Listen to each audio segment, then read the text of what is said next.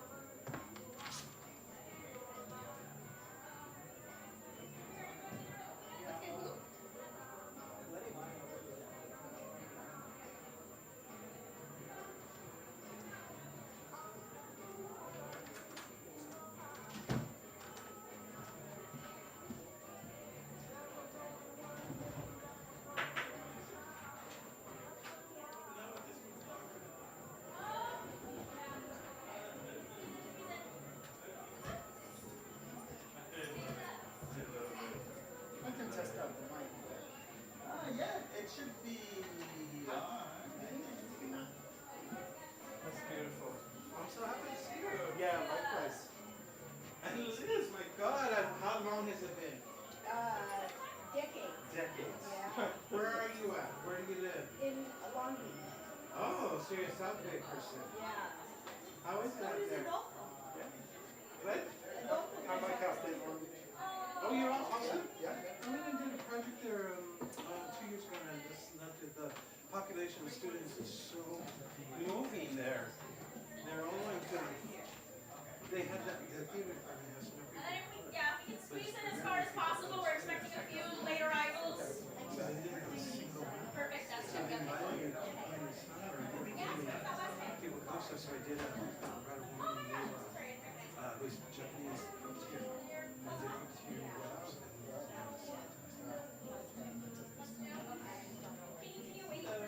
Michele Serros burst into the mid-1990s poetry scene, not with a macho.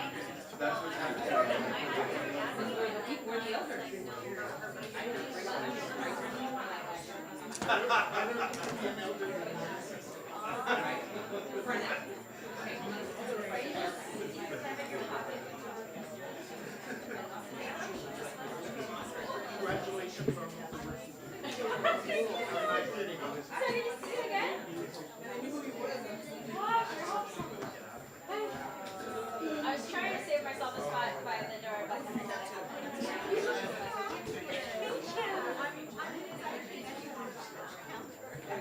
yes.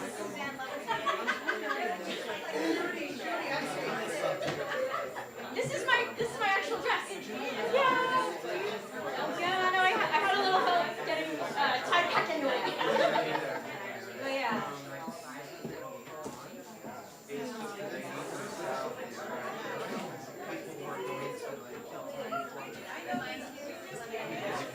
I love this suit.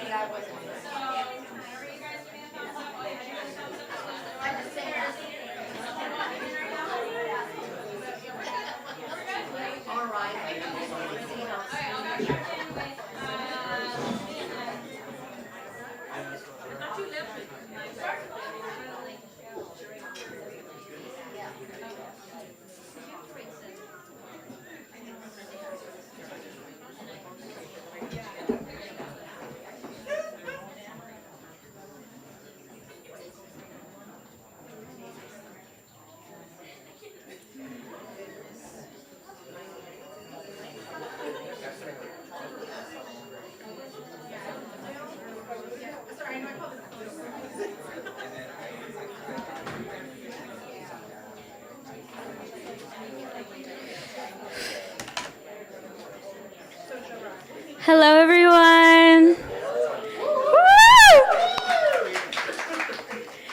Hello, good evening, and welcome to the Wanda Coleman Theater at Beyond Baroque Literary Arts Center. My name is Genesis Perez, and I'm the Bookstore and Programs Assistant. And before we start, I'd like to acknowledge our presence on the unceded and ancestral territory of the Tonga people. And as an organization, we stand in solidarity with the Tongva, the Tataviam, the Chumash, and all Indigenous peoples and communities.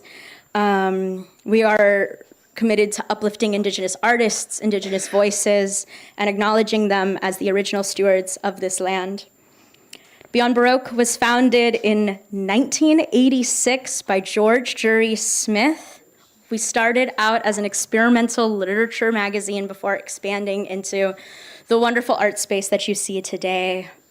And we are currently housed in the original Venice City Hall, built in 1908. We are currently the home of the longest running free poetry workshop on the West Coast, and that is our Wednesday night poetry workshop being facilitated by Martin Yago. And we also host a free Monday night fiction workshop, which is hosted by the amazing Raquel Baker.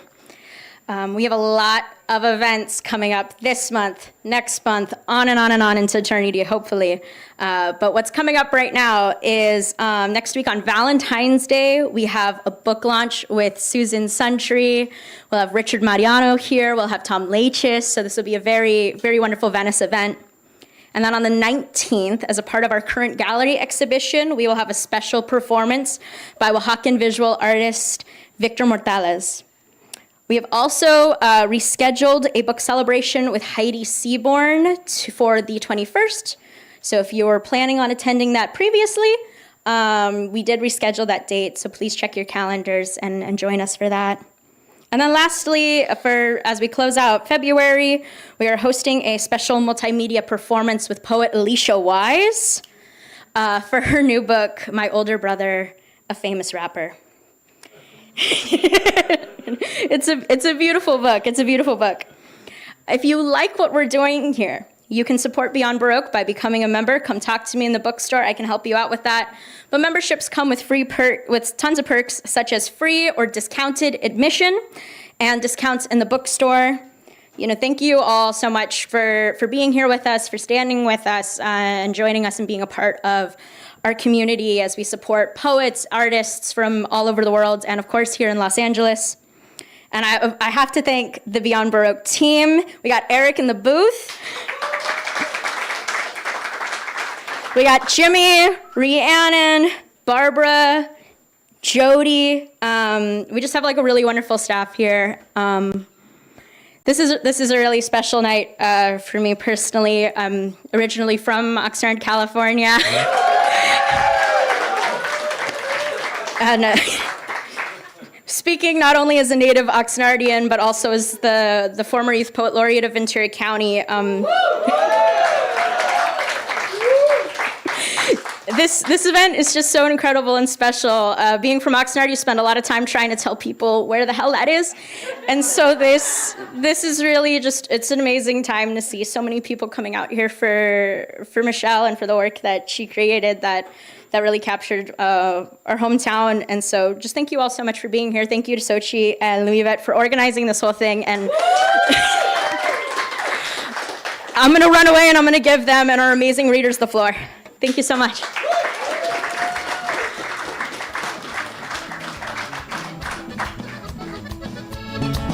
Yes. Hi, folks. Thank you all for being here. Thank you to all the readers. Thank you to all of Michele's friends. Thank you to Beyond Baroque for saying yes to this event. I want to introduce Louisette Resto, my best friend, if you don't know, my comadre, I can't even think, but she's an amazing, if you don't know, she's the president of the Beyond Baroque board. I also dragged her into the board for Women Who Submit, the organization that I co-founded. And she's an amazing poet, mother, educator, and so, Louisette Resto. This is Xochitl Julissa Bermejo. I want to give a shout out to her because I got to say Xochitl did the majority of tonight's work. She did the heavy lifting, so I want to give her just her own flowers right now. I was CC'd in a lot of emails and I was given like 1 or 2 tasks. I got the pig that's outside. Yeah! So I was the madrina I'm the madrina of the piñata. So we were talking about Someone did ask me, is this because of the pig's revenge? And I said, yes. Yes. So if you It know, sure is. If you know the poem in Chicana Falsa called Dead Pig's Revenge, if you know that poem, if you don't, please read it. She almost died by having a piece of chicharrón stuck in her. It's a hilarious poem. So of course it was appropriate to have a pig that we're gonna kill the pig tonight. That almost killed Michelle. She was like The little. revenge. Towards the end, the revenge. But yeah, Xochitl Julissa Bermejo, what can I say about her? She's the executive director of Women Who Submit. Yes. She is my comadre, my best friend. She and I if I don't text her by the end of the day, or we don't have a phone call, then something is off. And, Right. And then 15 minutes later, I'm like, oh shit, I forgot to tell her. And we talk to each other as if we haven't talked to each other like every single day. It's like we can be on the phone for a long period of time and be like, we just talked yesterday. And we're constantly texting each other and like sending each other like hilarious memes and reels on Instagram. And so I am very blessed and honored to not just be in community with her on a regular basis and be a cultural worker with her, but I think that she is a phenomenal poet, friend, daughter. She is one of the best aunties out there, one of the best tias that you'll ever freaking know.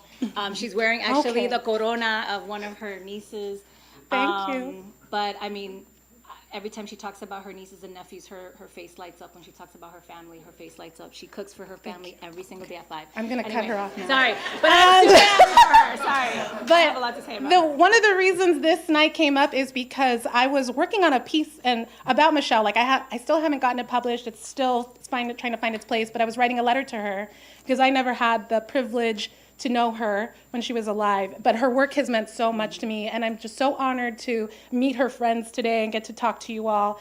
And so I was telling her about this letter, and she's like, oh, I met her, you would have loved her. And I was like, really? And then we shared these stories. And so it was just so wonderful to meet another person who felt as connected to Michelle as I was, and to share that. And so Michelle's always kind of been like an inspiration to us, a bright star to us that connects us.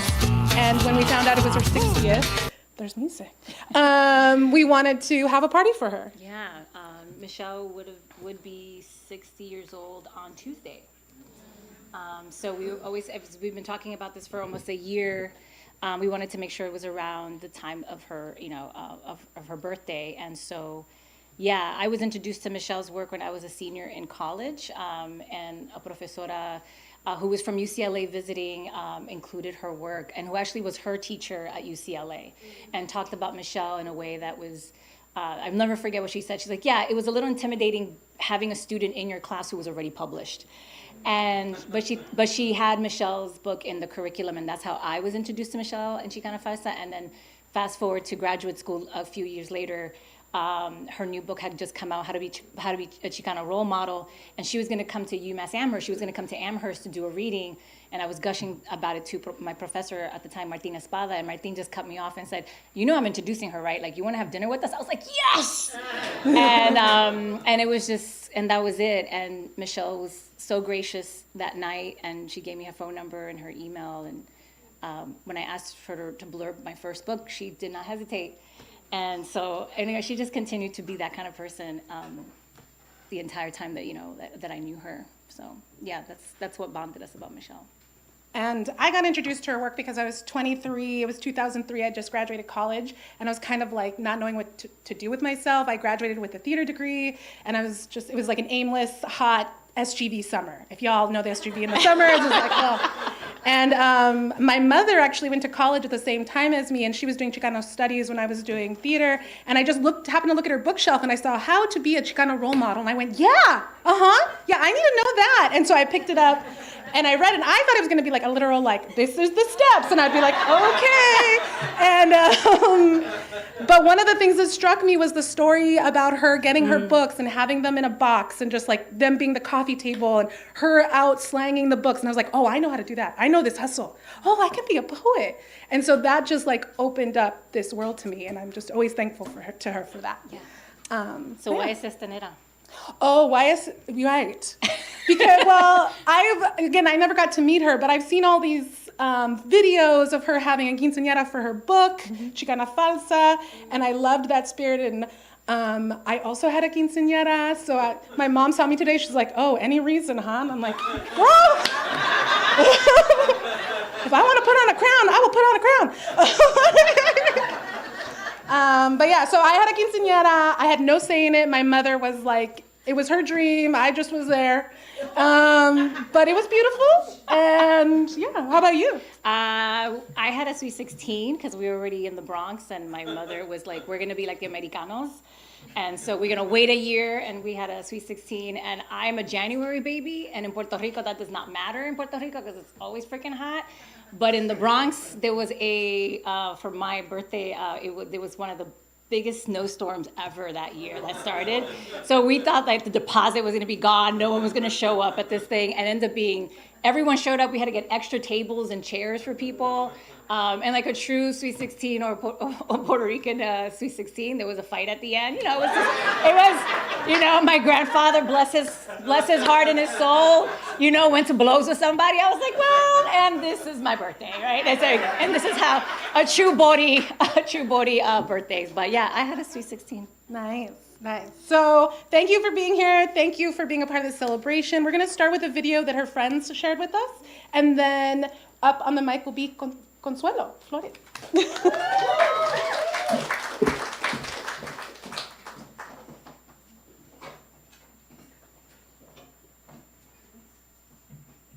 I'm really nervous about this tonight. Oh my gosh.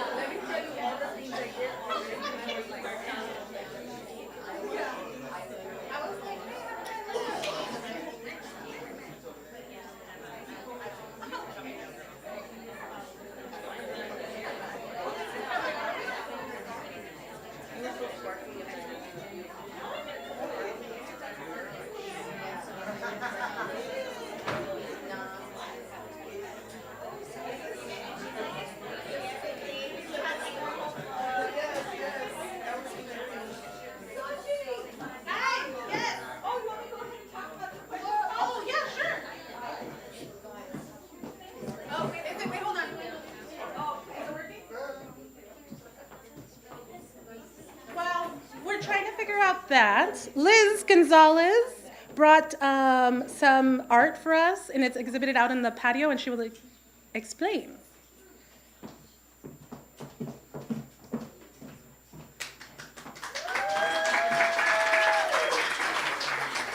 This is a bona fide quince dress, a dama dress that I wore in my cousin's quinceañera in 73 or 74. Is that velvet? It's real velvet. I saved it all these years. I had to take it out a little.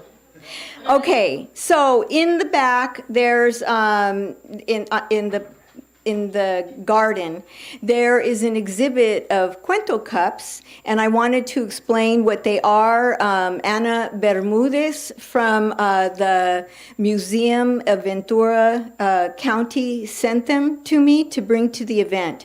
The cuento cups are a response to Chipotle's Mexican Grill's Cultivating Thought author series. In May of 2014, 10 authors were chosen to pen original essays on Chipotle Mexican Grill's cups and takeout bags.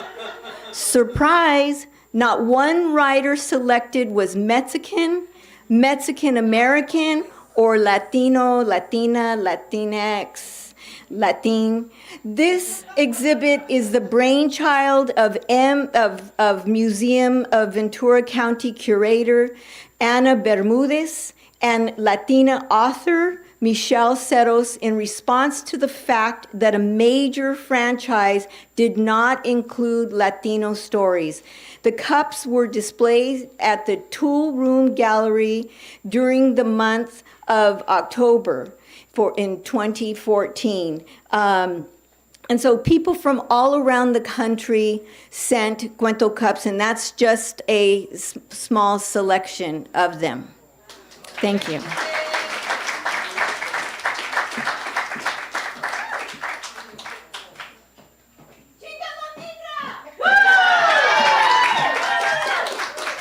So, Consuelo, would you like to get us started? Sure. Okay, Consuelo Flores, folks.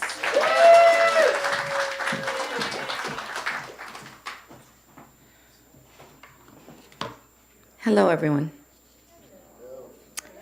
Say her name, Michele Serros. Say her name, Michele Serros. Say her name, Michele Serros. Michele Serros, presente. I heard Michele Serros read many times. She had a unique voice, funny, yet pointed and poignant. One of the biggest criticisms people had about her was that she wasn't Chicana enough. Something I totally identified with, and more importantly, something she fully took on. Her book entitled Chicana Falsa was an acknowledgement of the two desperate worlds that she navigated. Chicana defined. Go to Mexico at least once in your life. Commune with the indigenous people and get to know your roots. Don't ever visit Spain. Change your name to Xochitl or Coatlique, but not Maria or Guadalupe. Go to school and learn to read between the lines. Make sure you read the paper every day. Know what's going on, especially in your community. March in protest of the war in other countries, then march in protest of the war in your backyard. Become an artist, activist, cultural worker. Wear silver jewelry with amber or turquoise stones. Never wear gold. Ignore it when they call you a welfare mom, spick. But I'm not a welfare mom, spick. Teach your children their history. And if you have boys, teach them to put their hands on the steering wheel when they're stopped by the police. Learn the law and work within it. Ignore it when they call you a militant, subversive spick. But I'm not a spick. Read the great writers, including Shakespeare, Hemingway, Poe, and Faulkner. Then read the other great writers like Serros, Castillo, grande, and paz. Teach them to your children. Become a writer and become a storyteller. Document your history and pass it on to your children. Become truly bilingual, biliterate, bicultural. Ignore it when they ask you for a spick maid or gardener like you. But I don't know any gardeners or maids or spicks. Go to work and get a steady job. Become a responsible and contributing member of the community. Volunteer to be a big sister or mentor a young girl at risk. Help your children go to college, continue their education. Ignore it when they call you a spick, whore, or drug pusher. But I've never been a whore or have even taken drugs. Learn to cook your abuelita's original recipes. Make tamales for Christmas and capirotada for Easter. For summer, when the days get hot, make aguas frescas de tamarindo or Jamaica. Learn to make fresh tortillas for special occasions to accompany chiles rellenos or mole de pollo. For Day of the Dead, make fresh pan de muerto. Ignore it when they call you a dumb spick. But what if they call me a dumb Chicana? Just remember, it is in the struggle you face, the love you share, the justice you seek, the knowledge you learn, the hunger you feed, the success you achieve, the dreams you fulfill, the passion you feel, the family you raise, and the ultimate joy you live that will define you as Chicana. Michele was quirky, but she was grounded. She was grounded in a bicultural reality many of us shared and articulated in her quirky yet humorous and thought-provoking manner. One of her pieces, Attention Shoppers, always stood out, and I remember it to this day. In Attention Shoppers, Michele and her classmate Martina enter a supermarket to buy frozen vegetables for a side dish they plan on taking to a potluck. Their shopping suddenly becomes political when Martina realizes that even the veggies have been segregated, stereotyped, and applied a monetary value based on their cultural representation. You must read it for yourselves to fully appreciate her voice and how she used language to convey keen observations that were hiding in plain sight. Attention, Michele. I want to believe that you are now in a desegregated place, somewhere in which all spirits have value, all lineages meet. I want to believe that the cultural representation you so described is just an amalgamation of all experiences reflected. Attention, Michele. I want to believe that where you are, there is no need for causes. The only cause is the journey to paradise. That all who reside in that in-between space are just as extraordinary as you. I want to believe in your continued victory, in your continued peace.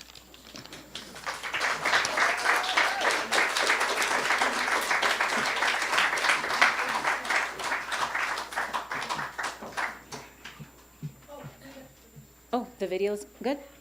Okay, so pause and then, yes.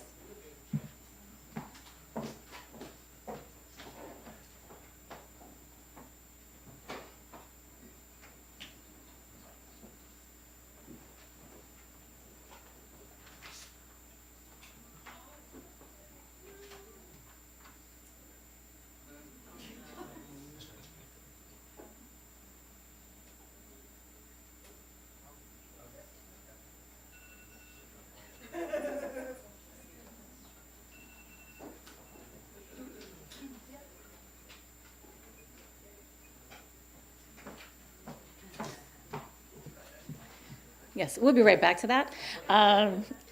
Next up, we have Steve Abee. And he just went to the restroom, so no Steve Abee. So when Steve comes in, everybody just clap really, really loud and make it super awkward when he comes in, okay? But Steve is actually up next. As soon as he comes in, we'll all like clap for him, okay?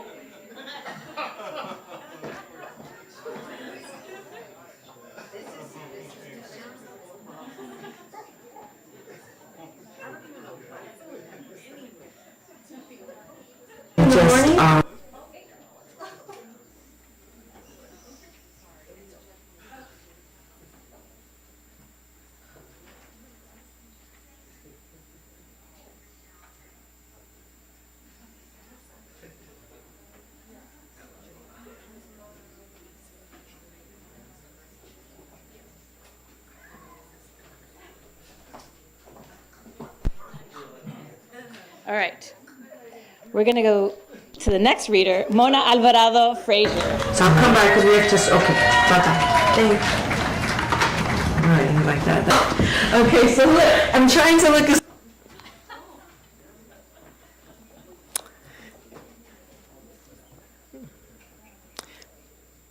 That picture almost makes me cry because it's so much like her. Okay, this is just a personal essay. There she was, all smiles and energetic, wearing a brown t-shirt that read Taco Bell with an E. Michele began reading from her book Chicana Falsa to the large crowd seated in a college classroom who had come to see their hometown homie. We never said we lived in Oxnard. We always said we lived between Malibu and Santa Barbara. Ha, I said, that's the same thing I say to people who ask where I'm from. She knew what it meant to be from a town pronounced like hawking up a loogie, Oxnard. Living between Spanish and English, Mexican and American, gossiping tias and Judy Bloom, chicharrones and hamburger helper. Michele knew the feeling of having a foot in each world, switching between cultures and languages. Her words, Chicana Falsa, resonated. I had previously used the expression out of ignorance, treating the term Chicana in a limited way. Michele was among the first to explore a different perspective through her stories and poetry. When it was time for the raffle, she called out the ticket numbers and I tentatively raised my hand. Wait for me, and I'll sign your book, she said. At the back of the room, she autographed my prize and asked if I was a writer. No, I laughed nervously, but secretly, I kept a journal for years, though I didn't think I could write stories, not like a real writer. Let's take a picture, she said, and it's a photo that I still have. We kept talking, found out we went to the same high school years apart. I can't remember what we discussed besides that, but I remember the feeling. It was like finding a best friend. We just clicked and kept in touch. She frequently said, visit me in New York, and I was like, sure, knowing it probably wouldn't happen because I was a single parent of 3 kids. However, an opportunity arose when my mother wanted to visit New York, and I went with her. It was Christmas time, snowy, and everything in New York City twinkled and shone bright. I called Michele. Mona, you're here. Let's have dinner at my favorite place. They have garlic knots. You'll love them. The place was a small Italian restaurant with dark wood and red check tablecloths like in the movies. My mom took to her like a doting grandmother, calling her Michele. I don't know who else called her that, but her eyes teared up. Later, one of the co-leaders in a writing group I had just joined said, Michele sent us a piece to look over. I never thought it was Michele. Comment on the work of someone who had already done the thing I only dreamed about? I didn't feel qualified. But then her request made me think of her poem, Tia Annie. My Tia Annie told me, you could never be a writer, let alone a poet. What do you know? I mean, what can you write about? You got a D in your last book report. You got to be able to write English good, use big words, and you never been out of Oxnard. Writers travel all the time, New York, Paris, Rome. You weren't born in Novario. No tortilla down your street. Bullets never whiz past your baby head. Chicana without a cause. No, mija, nobody will ever buy your books, so put your pencil down. That poem cut me. I recognized that voice, but it wasn't from a tia. It was words I told myself. That writing was for other people, not single moms. And Michele heard that voice louder than most, but instead of letting her silence her, she turned that knife into ink. It was an honor to review her words beyond the disapproving voices. Michele made writing feel possible. She demonstrated this by example and encouragement, and by asserting that there was room for all of us, because she knew we had stories to tell. We could be writers. We could pick up our pencils, and I did.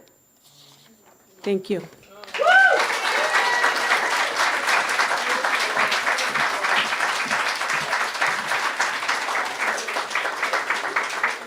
Thank you, Mona.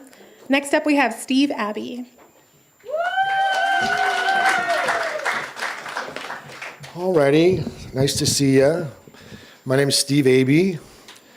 I got stung by. It's all good. Everybody fucks it up. I should write a poem about it. But anyway, thanks for the invitation. This is really cool. Michele.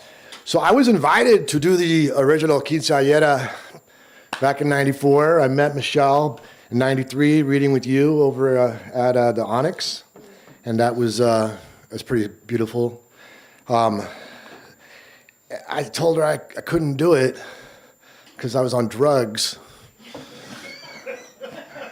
I was very honest about it, but I was always a little sad that I was on drugs and didn't do it. But it was looked like it was a great time, and I did participate in the CD. I did the voice on the Boom Boom Man. Yeah. I got to be the, do you speak English? That part. I don't know. She just thought I was right for it. Oh no. I need a little water.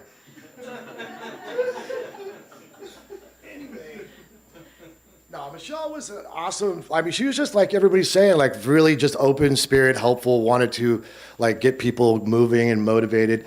She's also very, she knew how to take care of business. You don't just do what she did without knowing how to do the deal. But she also she would say, you got to ask for money. So there was this reading I was doing in Ventura, and she's like, you got to ask for money. And so I said, okay, man, listen, sir, I want some money to do this reading. And the guy said, well, that's very nice.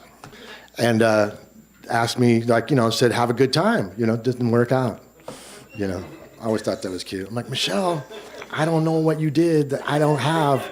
She was Michele. But anyway, I'm just going to read a poem that I know that she liked. She did blurb for this book I put out in the back in '96 or so, called King Planet. Read the little blurb. It's really sweet. But I guess that's just the thing. It was all about community, all about trying to really be there for others. And, just support those that she felt had kindred spirit. All right, Steve Abee has a ringside seat at the circus. He lives in the city's bright orange heart. He is amazed by its streets, by its life, its death, by everything. In pursuit of prophetic agency, he grabs at each thought as it is presented to him and squeezes it until it glows like a cultured pearl. If I were you, and I am, why even leave your house? Steve Abee's TikTok cat, eyes always moving, share beautiful urban rhythms one could never grasp even in multiple lifetimes. Words that pack a punch, fresh, smooth, big. Leaving the unsuspecting reader helpless, desperate, begging for more. Steve Abee is a poeta ultimo. I know, right? I'll buy it. But did you? No. Did you? Really? That's awesome. That's cool. I think there's 5 of you. No, there was probably, I don't know, 20. I don't know. Anyway, but the point of making poetry is always just about taking refuge, to me, and I think this is something, that Michele also was about, is just taking refuge in the word, in the making, because success is, I don't know, if you guys know how to do it, let me know. But the point is just being able to be a self in the word. And I think that's really what Michele was so invested in, like taking who she was and making it, like live on the page. And that's what resonated, I think because there was that just like taking refuge in what the word offers and how people connect in that. So here is a poem to Michele from King Planet to wherever she is in that place where there are no sides, there just is. After driving all night, you fall in love with the sunrise.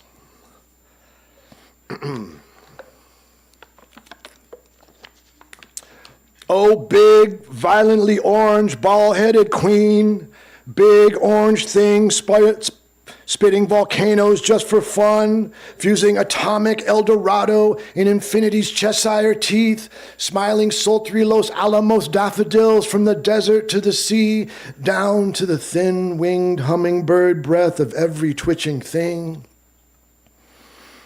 Come through these dark and purple fingers fading into blue lips, through the mad tires and restless engines, through the cupless, legless, flowerless, the fallen, through the pigeon-footed bare feet on the metropolitan gas station aisles, come through these lover-hipped pages of a dream, come through these neuron-castled sparks dropping rose petals into the hush of this avenued mind, slowly through the boulevards that lie between time, Bougainvillea, Geronimo, till Arcadia, orange-kissed, and south to Paradise Zoo, where glorious dirt lot turns into blue hope doom. Weave your prism cathedral through the flora of the refinery pipe-lit night, the Jezebel vines burning green, always flames in Signal Hill, Medusa snakes tethered to the freeway's whine of wheels. Oh, spill your cause along this heart. Our darkness needs some lark I'm really to sing nervous a about crack this tonight. into the dome of windless Oh my time. gosh.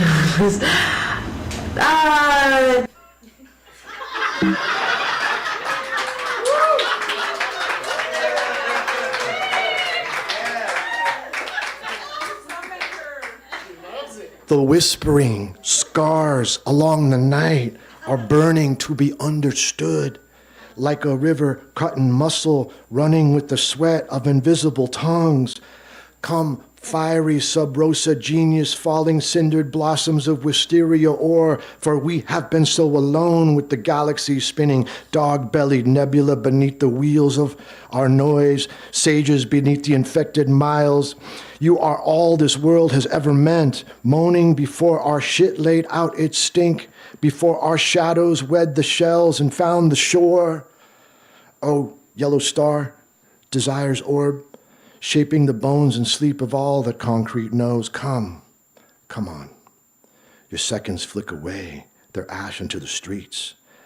Your novas birth explosions in a drop of rain.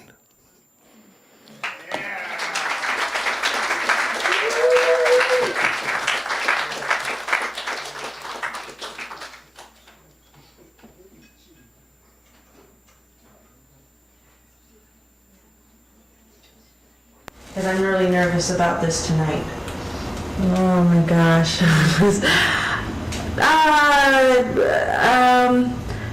No, not that. I don't think the book has gotten that good of a response. The first book I felt got great response, and I think there isn't that much excitement.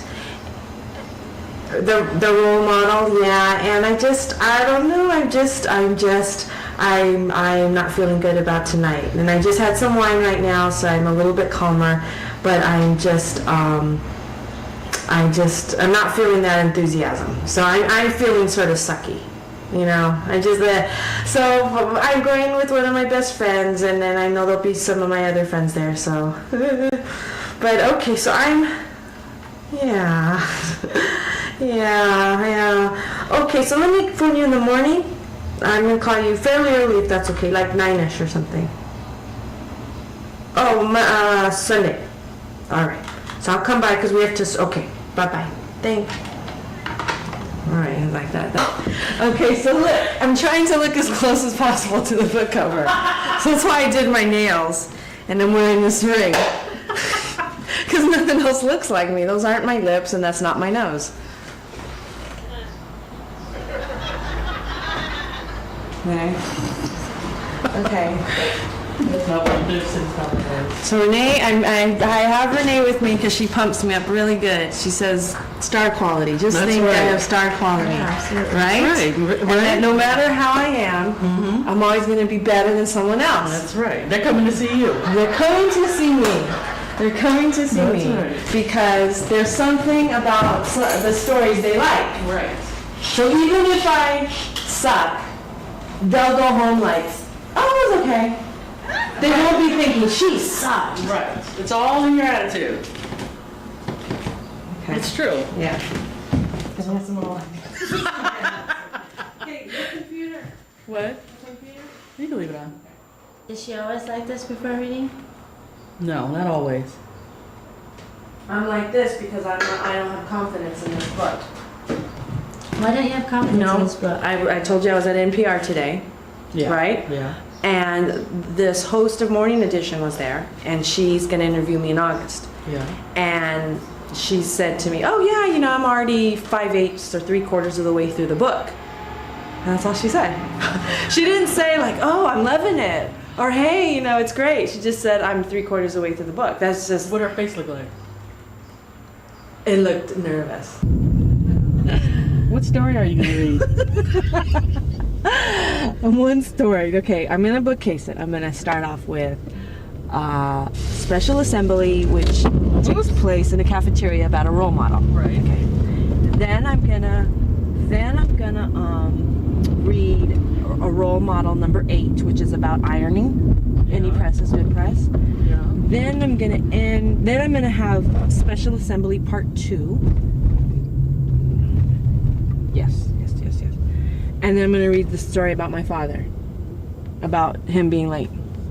Oh, that's a good one. That's a good one Good to end on. parking? Yeah. Okay. That's for the new people. For the new people. They're for the new people in the house. So let's, and then I talk and I do giveaways. And then the question and answers. I hate question and answers.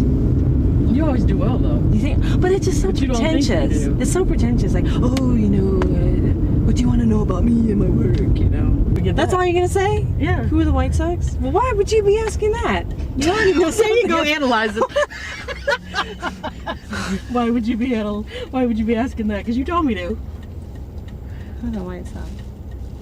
The funny thing is, the whole time I spent in Mexico, I was the one who wore the White Sox. They never wore White Sox. They wore flip-flops. Look at this. I'm always wearing White Sox. So why'd you call them the White Sox? Because I think it's a self-hate thing.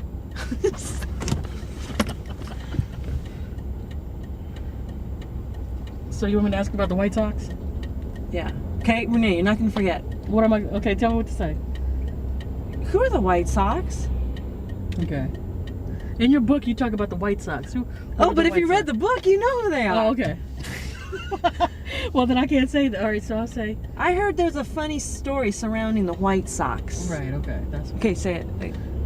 I hear there's a funny story in your book surrounding the White Sox. Who are the No, White it's Sox? not in the book. It's a story that's not in the book. It's not in the book. No. The story about, you know how Slutty Sock called me? Yeah. Slutty sock. That is so funny. That right there is funny. Slutty sock. She better not be there tonight. She's all stalker. Yeah, what if she's there? Do you want me to ask it? Then you do like this. I won't ask it. I'll go like this. And then I won't ask it, right? Yeah. Oh, I hope she's not there. Just say, I heard there's something funny about the White Sox.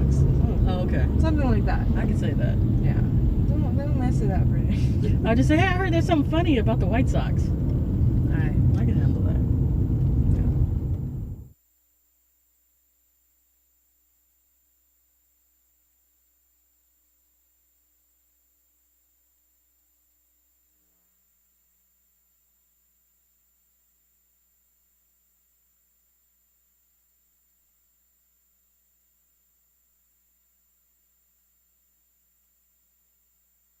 noticed the gas was $1.67. Like, that's what I whispered to her. It's like, gas was so cheap. So that's what I was thinking. Okay. Next up, we have Adolfo Guzman-Lopez.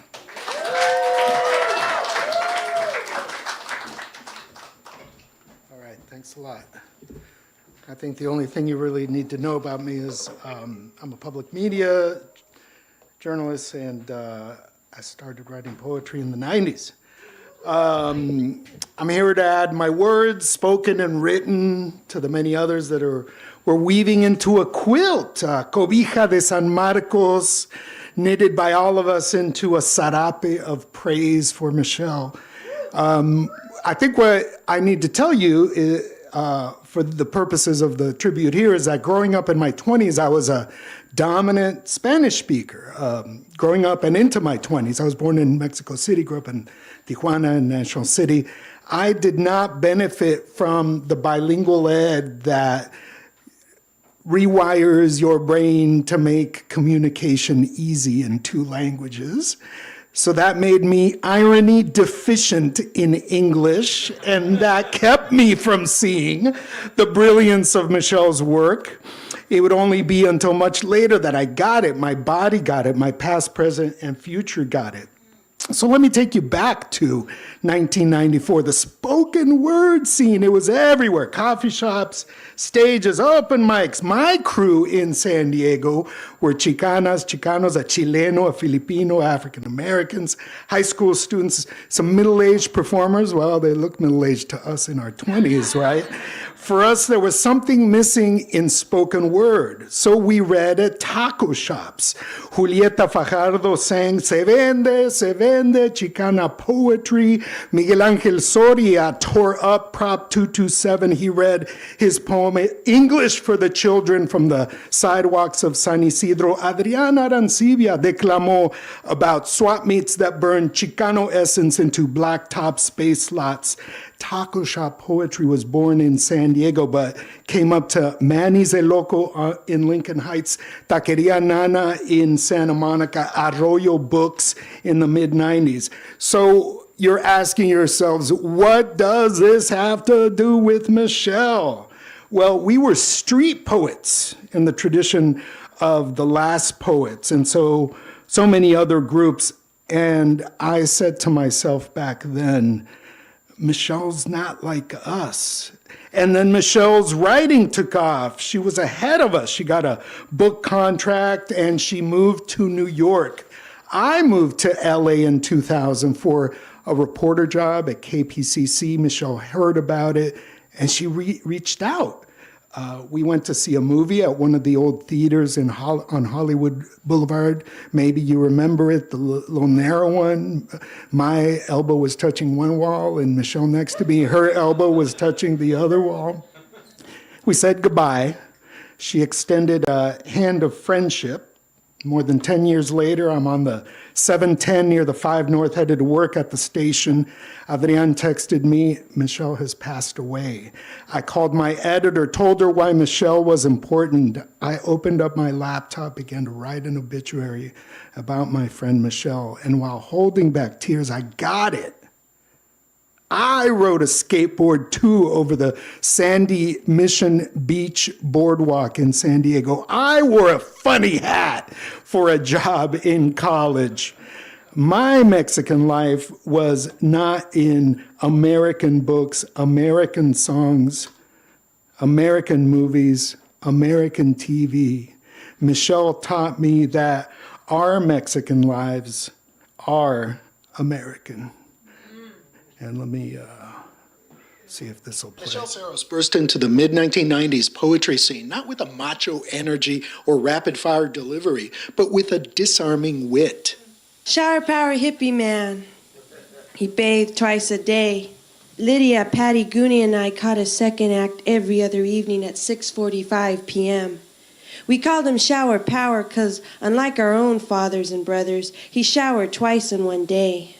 Long, hot 20-minute showers. I'd never heard such a thing. Guess no one ever pounds on his bathroom door. what really struck me about Michele was her new voice. Marcos Fromer was a radio producer at the time, recording LA's poetry scene.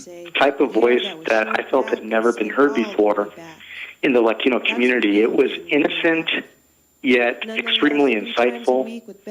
She was a keen observer of the human condition. But most importantly for me, she was really funny.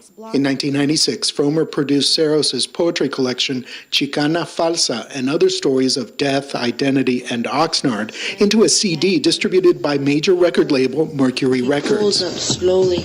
Lowered Nissan mini truck fills a vacancy on my left, and as the automatic tinted window makes it slow way down, I start to wonder, why can't I be like those cool girls and like the cars that go boom, ba-boom?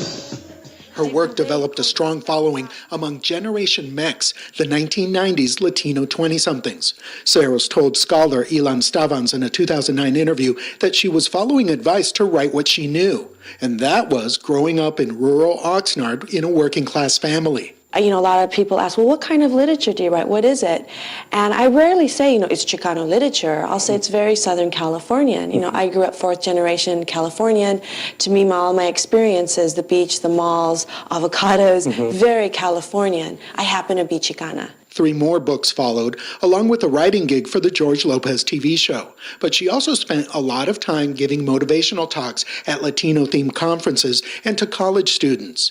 Writing instructor Kathy Gillis hosted Serros several times at Napa Valley College. They become inspired by her because I always make the point that she took her writings after her own mom died, and went forward after that and was determined to write. Her mother believed in her always. In April 2013, Michele Serros was diagnosed with cancer. She wrote about her treatment online with irreverence. Every time I hiccup, sneeze, cough, and or flatulate, a.k.a. cut a pedo, she wrote, the pain is unbearable. I mean, truly unbearable. LA writer Steve Abee talked to her soon after the diagnosis. Last time we talked, it was very emotional, because of the situation that she was in physically. Their conversations, he said, boiled down to, how's life? Michele Serros died in her home in Berkeley Sunday night with her husband by her side. She was 48 years old. I'm Adolfo Guzman-Lopez. So Pica Lindo asked me to read at a memorial soon after, and I included this. We are traveling in the footsteps of those who've gone before, and we'll all be reunited on a new and sunlit shore.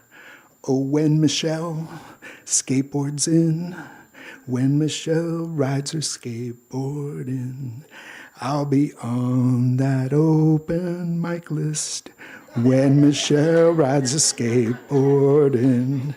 And when the poems begin to flow, when the poems begin to flow, I'll be on that open mic list when Michele skateboards in.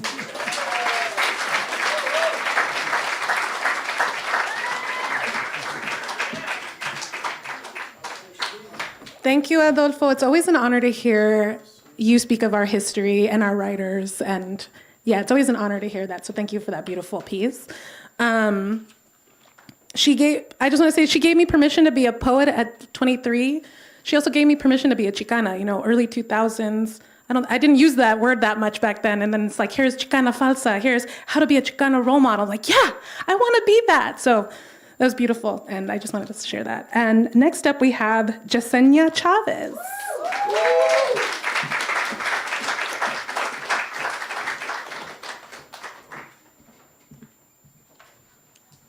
Hi, everybody. Thank you for, being here. I'm honored to be here. I went to school in UC Santa Barbara, and there was, I was in a group called Teatro Nopal, and one of our members lived in Oxnard, and we went to his house, and we were like, Oxnard? And he had all these horses in his room, and we were like, why you got all these horse-themed things in your room? And that's what I remember about Oxnard. was this friend. But okay, so I wrote this poem. I just finished rereading her collection, and I read that wonderful book by academic book about her writing, and an image that stuck to me was her desk. So this is about her desk, and it's from that last essay. It's a monster. It's not a monster. It's a desk. Michele Serros. To your desk that sits in a corridor at University Hall, a building at Cal State Channel Islands, que te compró tu mami, making monthly payments, the one that cost so much the whole family had to make sacrifices, even if they didn't have a choice. And your sister got mad. You sat at that desk and did homework and wrote in your diary and wrote other kids' papers for some money, forged your mommy's signature. That desk meant your mommy believed in you. That desk where you struggled for ideas in that carpeted corner of the room where the delivery man dropped it down. You sat there in that desk even though you didn't ask for it. Sorry. But your mommy believed in you and in your confidence in declaring you wanted to be a writer. That desk stared back. That desk made you feel pressure and a little guilty about not being able to write the great American novel. That desk stood for possibility. It stood for your mommy's unwavering belief in you in spite of the haters. Your mommy who died too young and then you died too young. And did you know the desk would outlive you both? That desk has traveled. Did you know some girl would walk by your desk years later and wonder and hope and cry at your untimely death? Did you know great obituaries would be written about you? That desk, that bulky desk, not the chair because that costed extra, but your mom put a fold-out one pa que te sentaras a escribir. That desk with all the compartments. So what if la pinche neighbor Patty talks shit? Did you know it would outlive both you and your mommy? That desk stands for possibility, open portals into a curated space, holding so many of your prized possessions. Holding so many memories for us to remember you, a medium brown girl, a space of possibility for you and me and countless other brown girls, and people that want to ride and live, vivir, soñar, record our stories. And for the record, I wish I could have met you. And for the record, I probably would have called you a pocha. And for the record...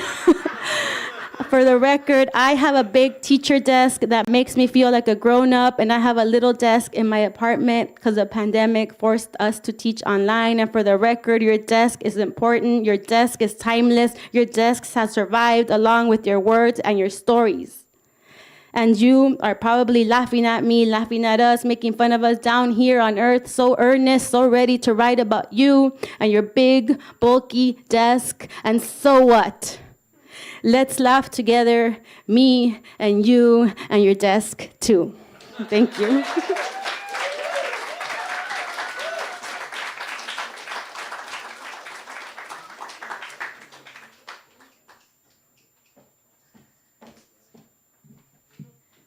Next up, we have Maricela J. Becerra García and Georgina Guzman.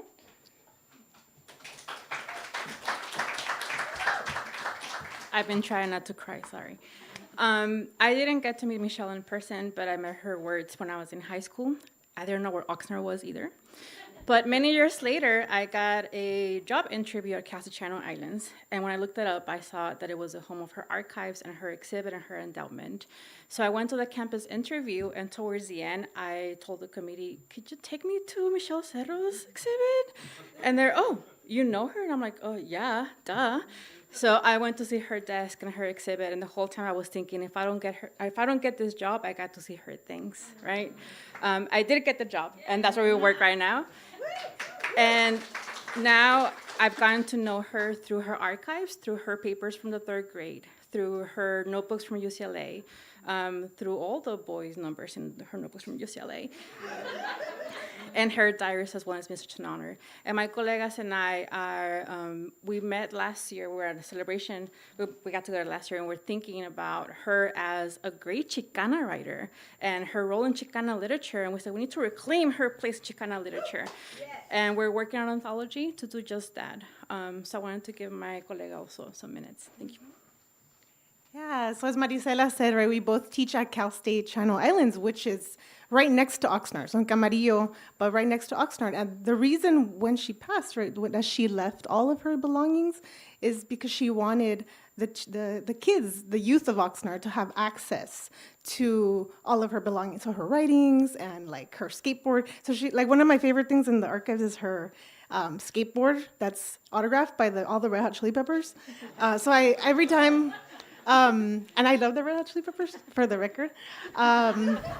So we have this great privilege of having those things on campus, and so I take my students often because it's an exhibit that's there like permanently. So you're all welcome to come to Cal State Channel Islands and see Michelle's stuff. It's there.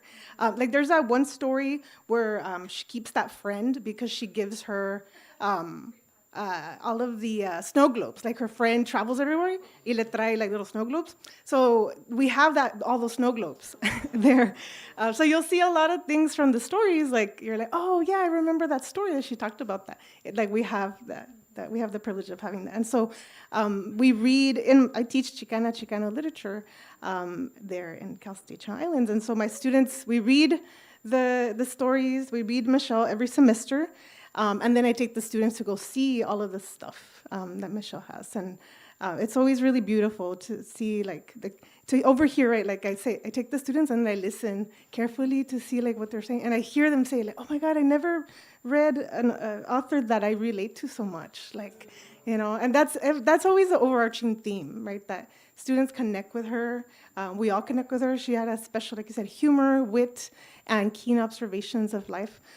For me, the stories I love the most are also the ones where she's like a race rebel, and particularly, right, like Robin Kelly says that race rebels are working class people of color who use inventive strategies of resistance and survival in their everyday life and fight underground guerrilla battles against representatives of the status quo. And for me, right, I see Michelle as a race rebel.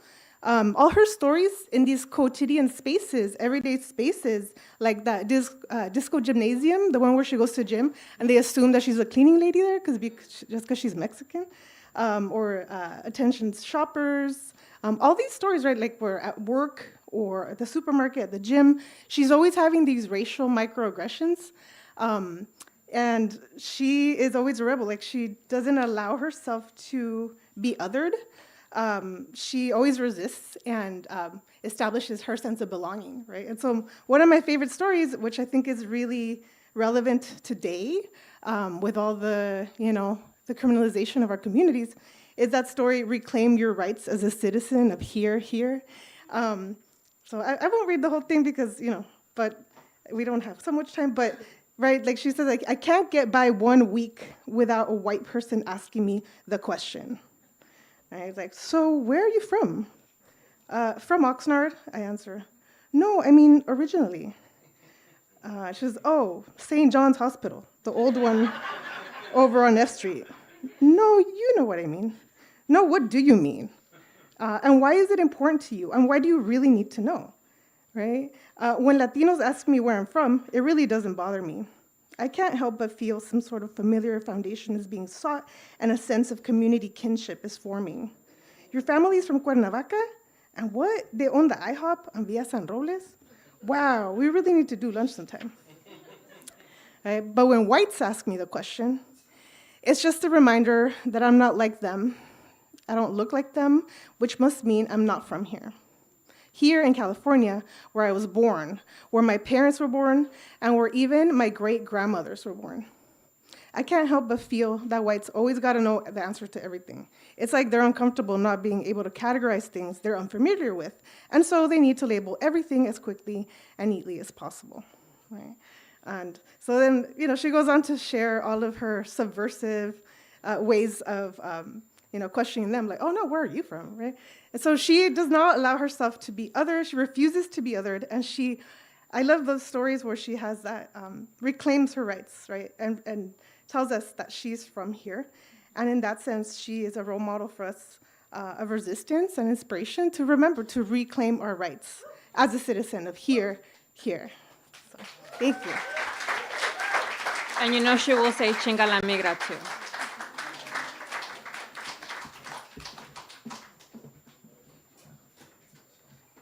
Thank you for that. Next up, we have Liz Gonzalez.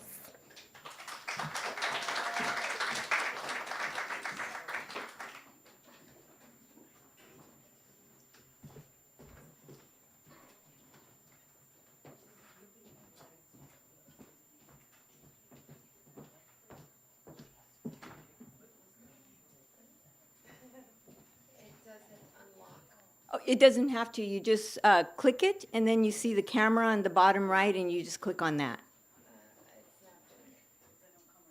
Okay.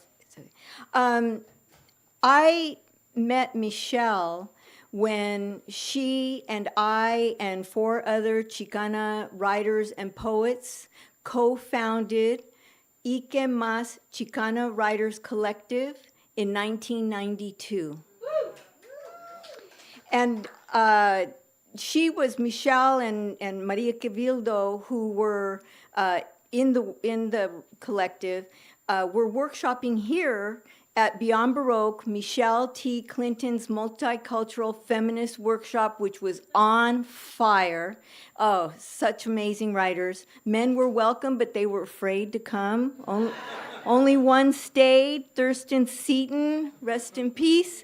And I just lived up the street at the time. So that was a wonderful turning point in my life. And I have this bookmarked with Midnight Special Bookstore that was on 3rd Street Promenade in Santa Monica. I'm going to read from Michele's book, How to Be a Chicana Role Model. I'm going to read from the story, Fourth Thursday in April.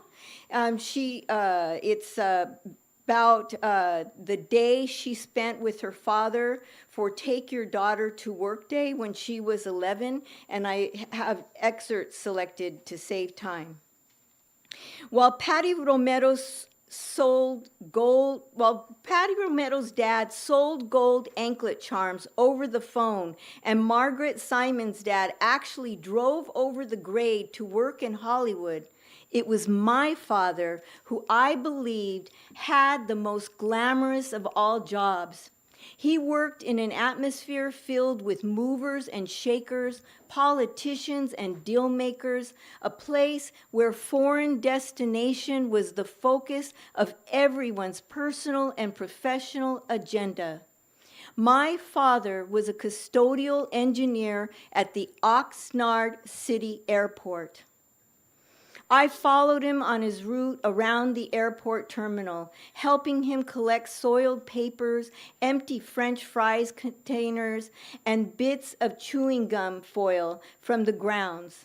Inside the terminal, I counted one by one the squares of the tile that he buffed to a super shiny gloss.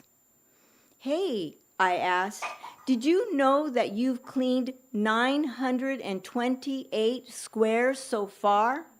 So far, he asked as he wiped his forehead. It feels like 1,000,000. I handed my father sheets of paper towels as he sprayed ammonia and water onto the large bay windows that overlooked the runway.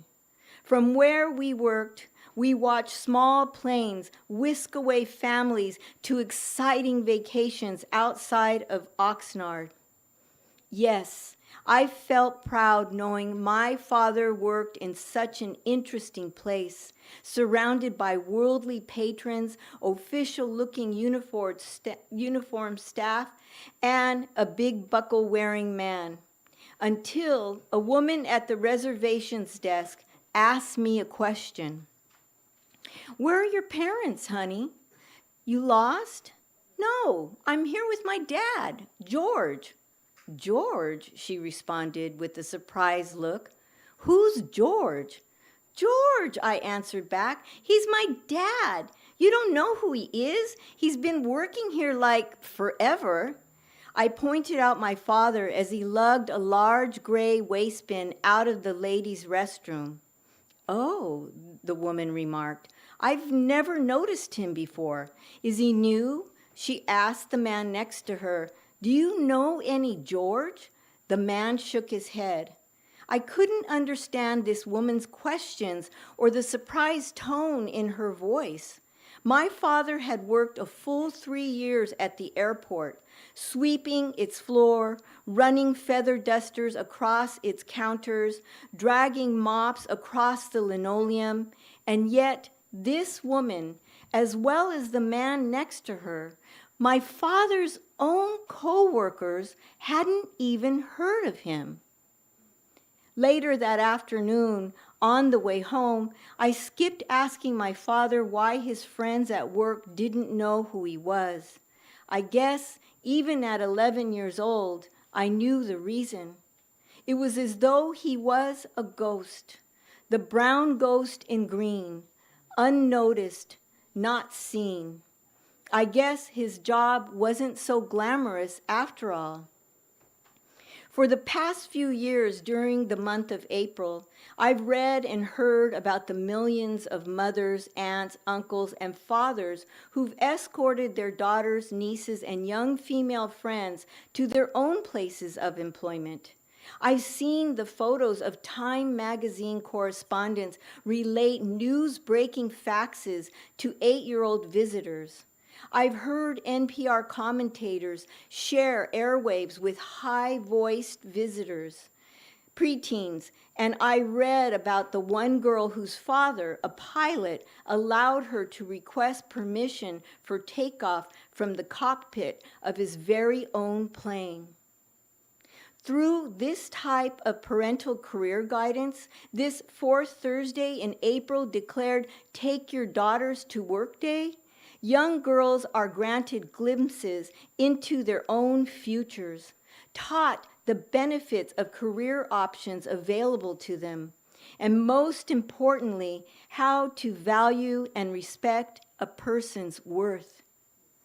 But for me, this was a lesson learned too painfully.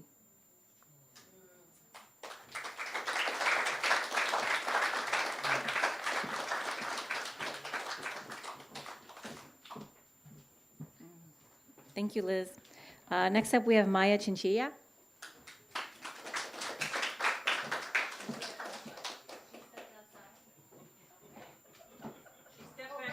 Now she's stepped back in. Maya, I just introduced you. So.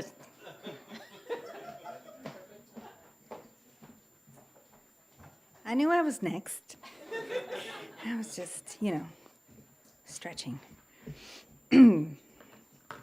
Hello, everyone. I have to first begin by saying I am completely and utterly jealous of all the tiaras in the room. I'm gonna fight you all, and may the odds be ever in my favor. I first started writing this piece actually probably more than 10 years ago now, and I'm coming back to it.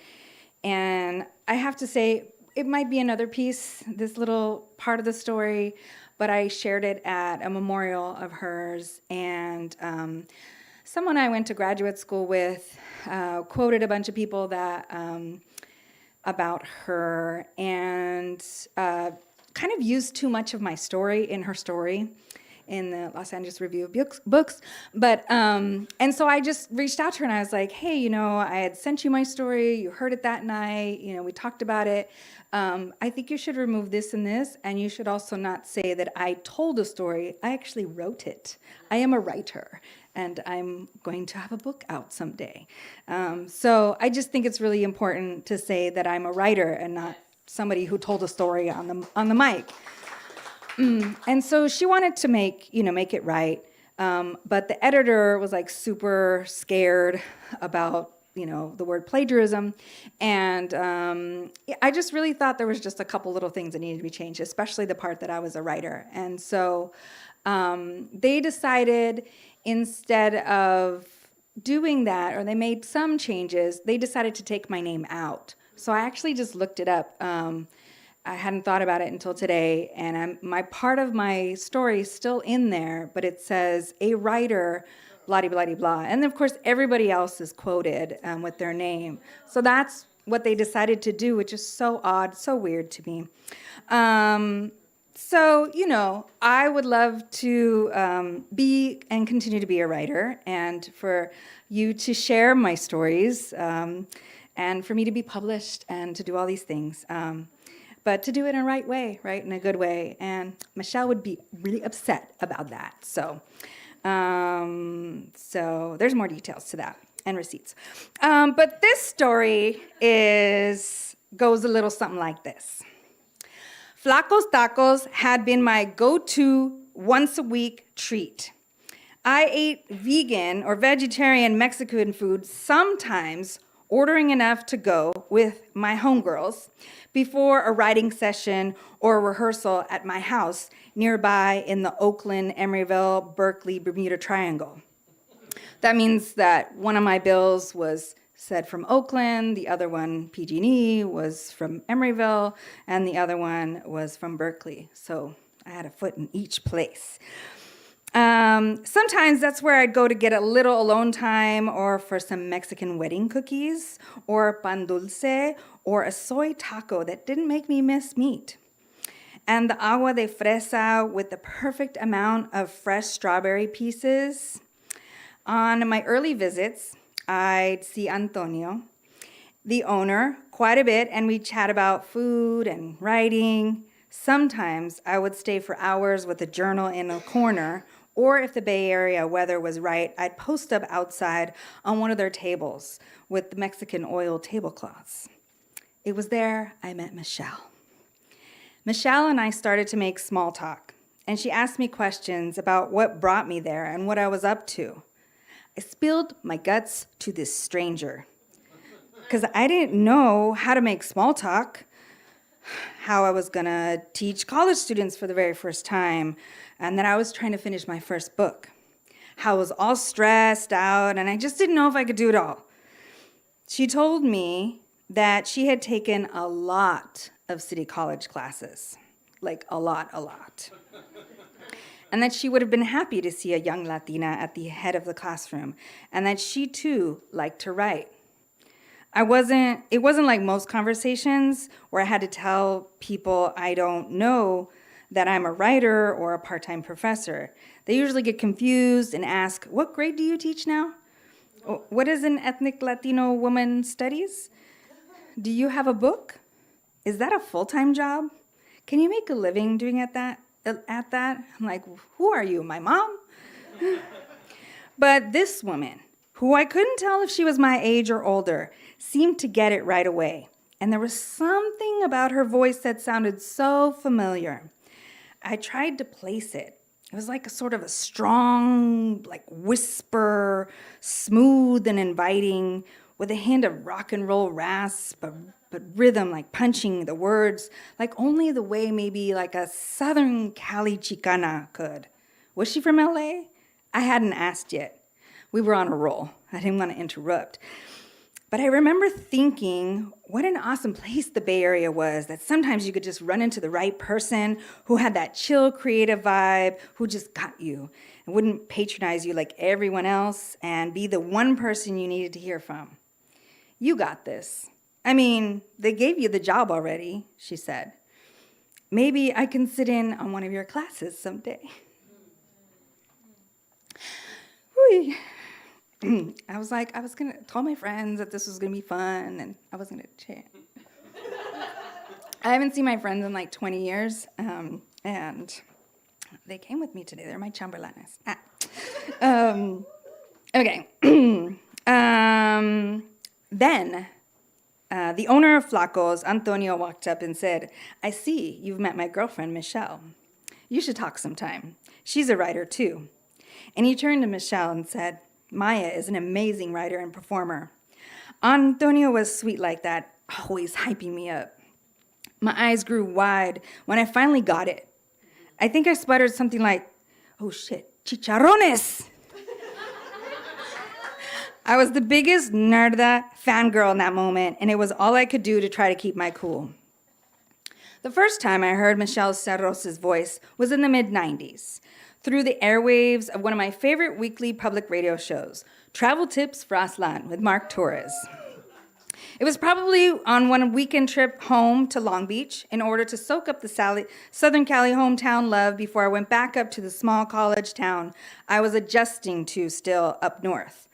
Whether I was home on a Saturday night or in somebody's car, I would listen to as much of the show as I could, hoping to hear some new bands or news of an upcoming concert.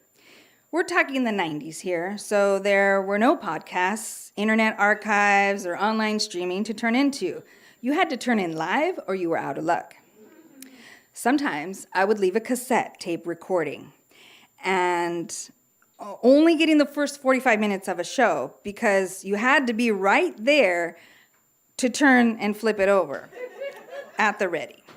If I was staying with my mom and she was feeling generous and remembered, she would flip the tape over for me. I remember her voice coming out of the boombox, that smooth, raspy, almost whisper that never left me. I quickly hit record.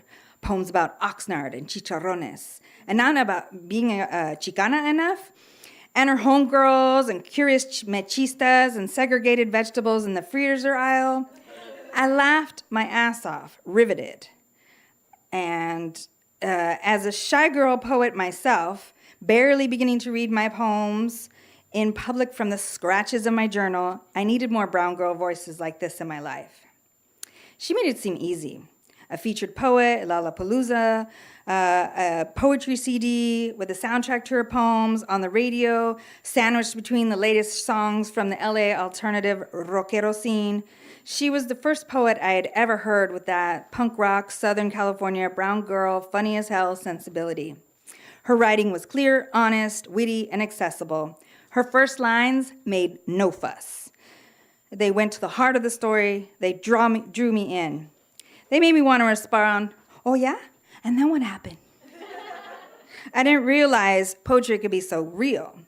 I said quietly to myself, I could do that. I want to do that.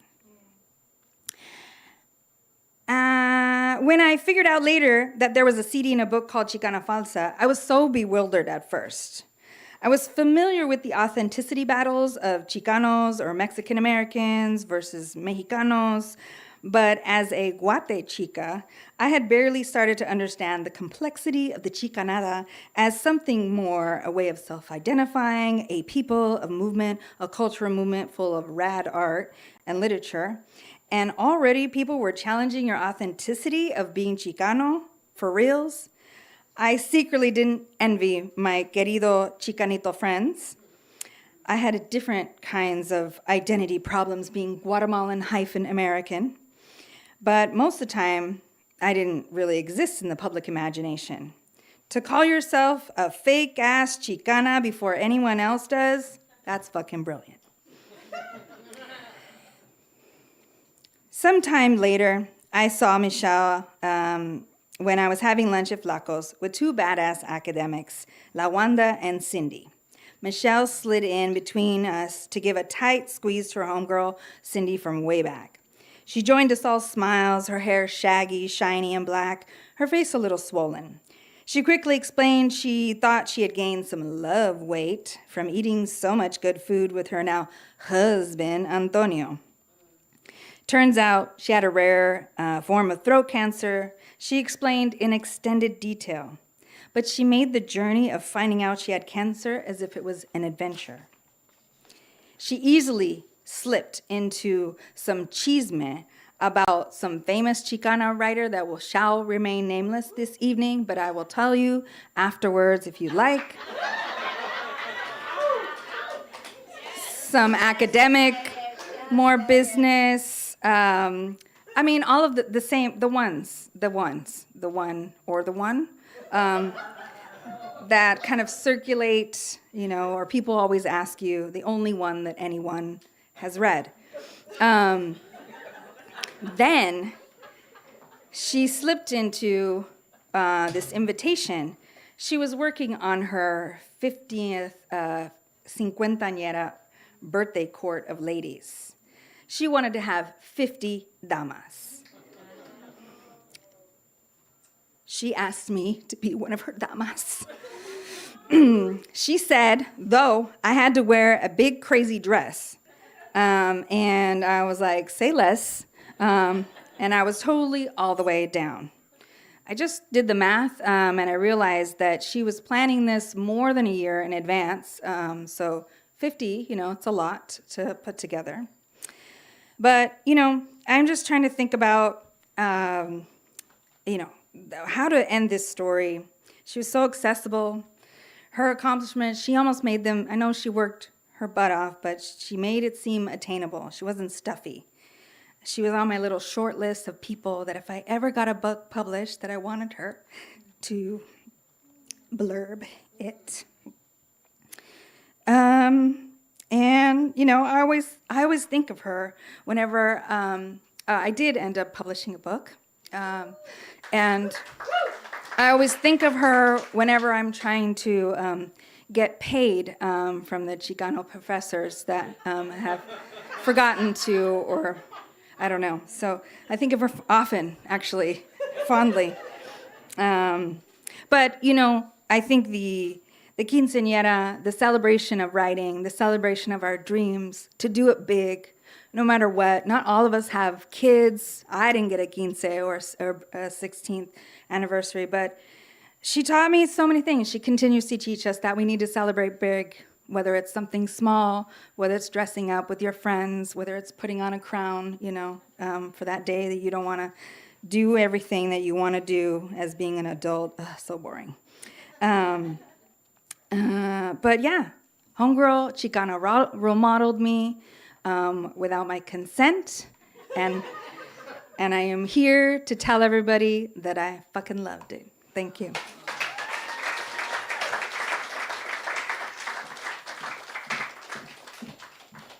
That was beautiful. Thank you, Maya. Next up, we have Lucy Rodriguez-Hanley.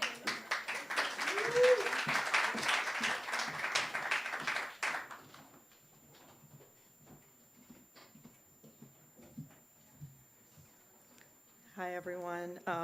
I'm going to read from my favorite book in the whole wide world. I found this book. I used to work at Barnes & Noble in New York, and this book was next to Esmeralda Santiago's first memoir and Julia Alvarez. And I'm Dominican, and I read both those books, and then I read this one, and I loved all three of them. But this is the book, like my it's hard to pick a number one book if you're a reader, but this is my favorite book in the whole freaking world. And seeing that footage, it was just so funny because I'm like, and I talked to Michelle a lot about it. It was like, how do you not see the genius of this book? It's like Neil Simon. She's like, the playwright? I'm like, yes. And she's like, what do you mean? I'm like, well, like, it's really funny, but if you like really just, you don't even need to read too deeply into it. You see the sadness of it all. And so I did lend her my biography of Neil Simon, and she never got it back. So if it's in the archives, please, I would love to have it back because I had my little notes in there.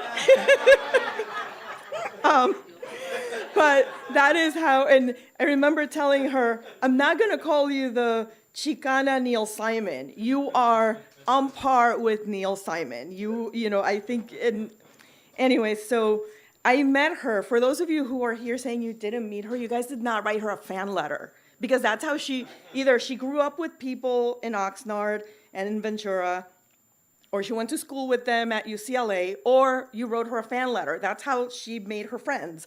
So I'm going to read a little bit from The Big Deal. When I wrote to her, she was so gracious and let me make a film based on this story. And, you know, when I would ask her for feedback, she's like, no, this is yours. You do it. And, you know, so she was just so giving in every way. So I'll just read a little bit from The Big Deal. So, just how long is his hair? Auntie Alma asked. I tried to envision a picture she would understand, an image she would appreciate. Jesus, too heavy. Che Guevara, too commercial. I needed something more within our cultural grasp. Okay, I said, you know Cher, right? Alma smirked. Of course I know her, not personally, but I know who she is. I've had a subscription to People magazine since it first came out. Don't tell me his hair's as long as hers. No, not that long, I assured her. But you remember her second husband? The one who wore makeup and had a long tongue? No, not him. She was never married to him. I'm talking about Greg Allman, her second husband. The blonde one?